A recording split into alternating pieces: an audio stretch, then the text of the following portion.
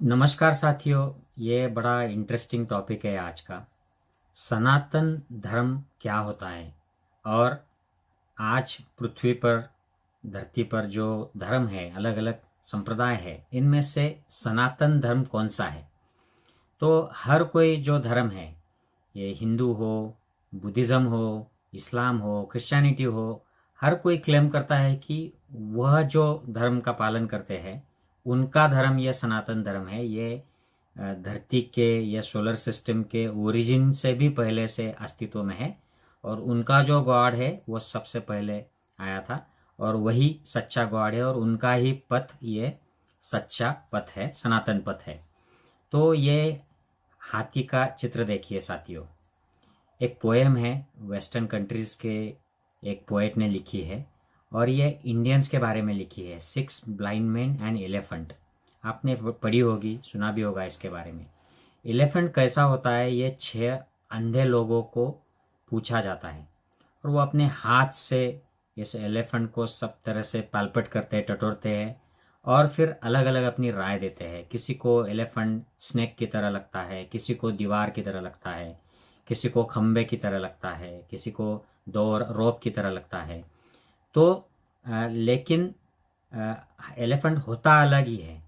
हर एक की राय उनकी जगह पर सही होती है, लेकिन वह सच्चाई से कितनी दूर होती है, यही फर्क होता है धर्म में और संप्रदाय में। और आजकल के जो हम जिन्हें धर्म समझते हैं और एक्चुअल में धर्म क्या होता है, ये इसका विश्लेषण देने का मैं इस वीडियो में प्रयास करूंगा। I hope you enjoy this. साथियों, धर्म का मतलब क्या होता है ये देखते हैं पहले। तो धर्म का मतलब सीधे सीधे ये होता है कि किसी भी वस्तु में या व्यक्ति में जो गुण होते हैं, उसके वैशिष्ट्य होते हैं, उसे उनका धर्म कहा जाता है। जैसे बर्फ होती है ठंड, शीतल, तो उसका धर्म हुआ। धारे सेति धम्म, ऐसा हमारी पुरानी प्राकृत भाषा में कहा जाता था। जो आप धारण करते हो उसी को धर्म कहते हो। और सनातन का वो मीनिंग क्या होता है, तो सनातन का सिंपल भाषा में मीनिंग ये है कि ये न बदलने वाला है, परमानेंट है, जिसको कोई एंड नहीं है, जिसको कोई बिगिनिंग नहीं है। ये करोड़ों साल पहले भी ऐसा ही नियम था, आज भी वैसा ही है और करोड़ों साल बाद भी ये बदलेगा नहीं। ये सृष्टि का नियम है जिसे सनातन कहते हैं, शाश्वत। बाकी सारी जो चीजें होती है, जैसे शरीर हमारा, ये नश्वर है, क्षणभंगुर है, लेकिन धर्म जो नियम है ये शाश्वत है, सनातन है, ऐसा कहा जाता है। और भारत में ये सनातन धर्म के बारे में बहुत ज़्यादा कन्फ्यूजन बढ़ जाता है जब इतने सारे संप्रदाय है और सनातन धर्म नाम पर जो लोग अपने संप्रदाय में बंधे हुए हैं, ये लोग तो काफ़ी कट्टरवादी है, ये वर्णवादी है, ये ब्राह्मणवादी है। सनातनी का मतलब ऐसे हो गया है जैसे ये कट्टरपंथी होते हैं, ये घृणा फैलाते हैं, द्वेष फैलाते हैं। ऐसे ब्राह्मणवादी लोगों के पंथ को सनातनी पंथ ऐसा एक हमें दिखाया जाता है, ऐसा हमें लगता है सोसाइटी में। लेकिन क्या ये सच है?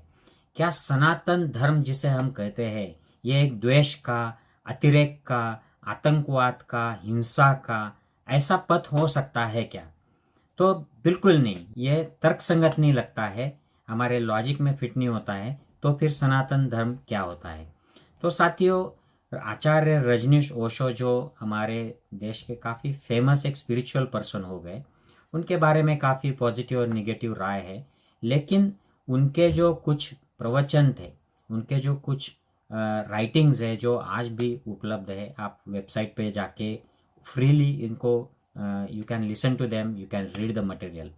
इन्होंने एस धम्मो सनातनो नाम की एक स्पीचेस की इनकी श्रृंखला है। इसमें काफ़ी अच्छा विवरण दिया है कि ये सनातन धर्म क्या हुआ करता था, क्या होता है। उसके बारे में उन्होंने भगवान बुद्ध की ये जो धम्मपद में जो वचन है ये दिए है, न ही वेरेन वेरानी सम्मन्ति कुदाचन अवेरेन च सम्मन्ति एस धम्मो सनातनो। तो ये पाली प्राकृत भाषा में है। इसका मतलब ये है कि अगर आपको वैर शांत करना है तो वो वैर से शांत नहीं होता है, उसके लिए अवैर यानी मैत्री करुणा, प्रेम, इससे वैर को शांत करना होता है। तो इसका ऊपरी ऊपरी बाहर का जो मीनिंग है ये तो समझ में आता है कि अगर आपको दुनिया में भाईचारा बनाना है, वैर ख़त्म करना है, नकारात्मकता ख़त्म करनी है, तो उसके लिए सकारात्मकता चाहिए। अगर आपको आग बुझानी है तो उसके ऊपर पानी डालना पड़ेगा। ये ऊपर की बात हो गई।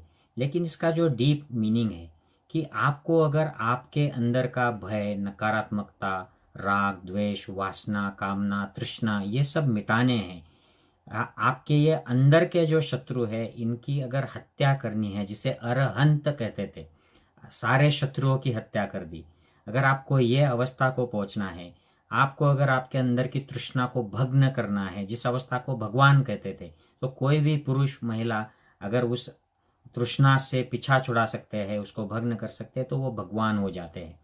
इस अवस्था तक अगर जाना है तो अंदर की नकारात्मक जो हमारे विकार है उनको मिटाना पड़ेगा, अंदर सकारात्मकता लानी होगी, प्रेम लाना होगा, करुणा लानी होगी, मैत्री लानी होगी।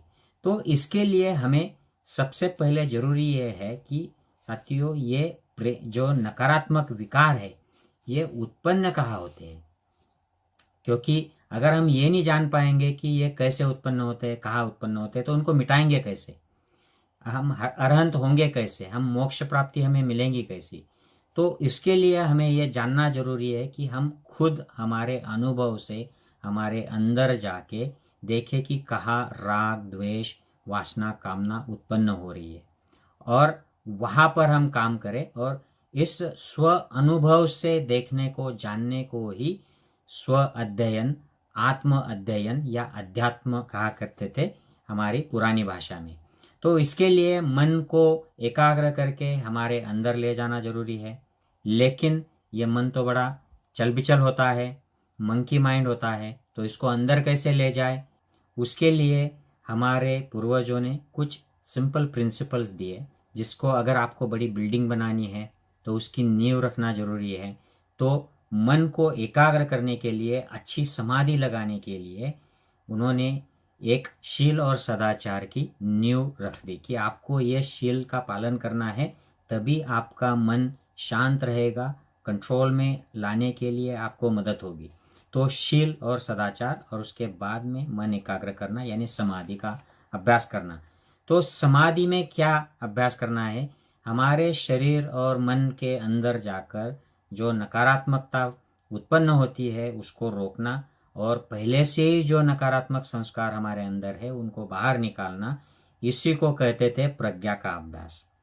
और ये शील समाधि प्रज्ञा के मार्ग से हमारे जब सब विकार निकल जाते थे, उसी अवस्था को कहते थे कि हमने मोक्ष प्राप्ति कर ली, हमने आत्म का साक्षात्कार कर लिया। और उसके बाद फिर हमें हमारे बियॉन्ड जो है पर आत्मा, आत्मा के बियॉन्ड पर आत्मा का साक्षात्कार कर लिया। तो इस अनुभव के दरम्यान हमें ये पता चलता है कि ये जो शरीर है इसकी क्या सच्चाई है, हमारा जो मन है, चित्त, इसकी क्या सच्चाई है। तो जो हमारे पुराने ग्रंथों में, साहित्यों में जो डिस्क्राइब किया है कि शरीर ये 5 धातुओं से बना है, जिसे पंच महाभूत करते थे।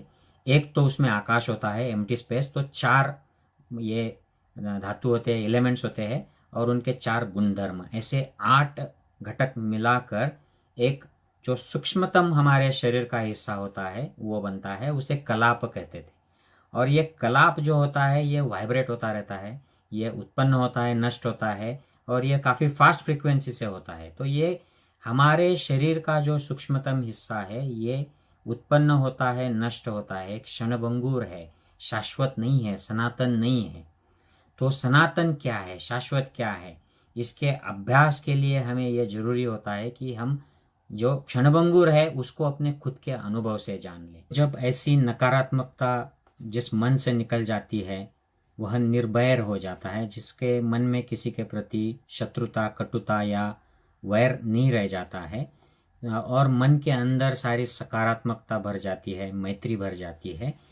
इसी अवस्था के प्राप्त करने के लिए ये सारा मार्ग हुआ करता था, जिसके लिए शील सदाचार की नींव रखी जाती थी, और समाधि लगाकर मन को एकाग्र कर कर शरीर और मन की गहराइयों में जाकर उनका जहाँ पर यूनियन होता है, संधि होती है, योग होता है, वहाँ पर जाकर स्व अनुभूति से अपने विकारों को बाहर निकालना होता है। इसी मार्ग को बुद्ध ने कहा है एस धम्मो सनातनो, और वो कहते हैं कि एतंग बुद्धान शासनं, मतलब एक बुद्ध नहीं, जो भी व्यक्ति बुद्ध हो जाएगा, अरहंत हो जाएगा, मुक्त हो जाएगा, वो आपको यही नियम बताएगा, यही मार्ग बताएगा जो सनातन है, जो बदलने वाला नहीं है। और यही एक मार्ग है कि आप आपके मन को निर्मल बनाएंगे, निर्भय बनाएंगे, और उसमें शुद्धता रहेगी, और ये प्योर माइंड आ जाएगा, और आप खुद अरहंत हो जाओगे, भगवान हो जाओगे, बुद्ध हो जाओगे।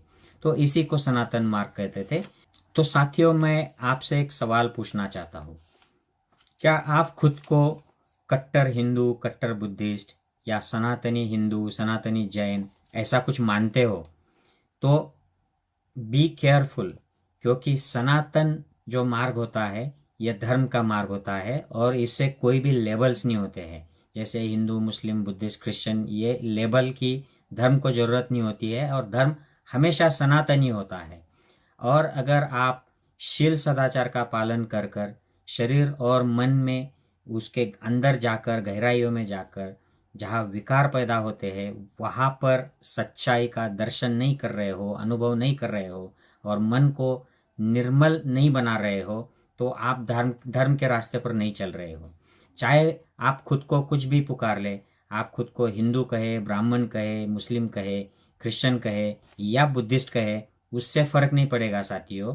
धर्म का मार्ग ये एक ही होता है, ये सनातन होता है। और बाकी सारे लेबल्स जो है ये तो सांसारिक बातें हैं। अगर आपको सही माने में धर्म का रास्ता अपनाना है, उस पर चलना है, तो आपको खुद को ही इस मार्ग पर चलना पड़ेगा, खुद को इस सच्चाई का अनुभव करना पड़ेगा, खुद को अपने विकार निकालने पड़ेंगे बाहर, और ये शुद्धता का, सत्यता का अनुभव करना होगा। यही सनातन मार्ग होता है।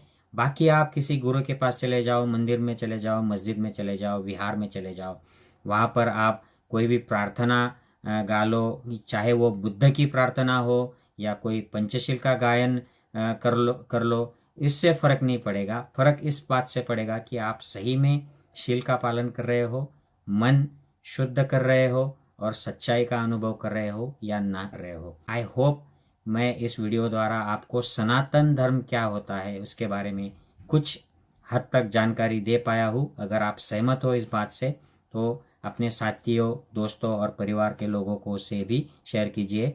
जय हिंद साथियों।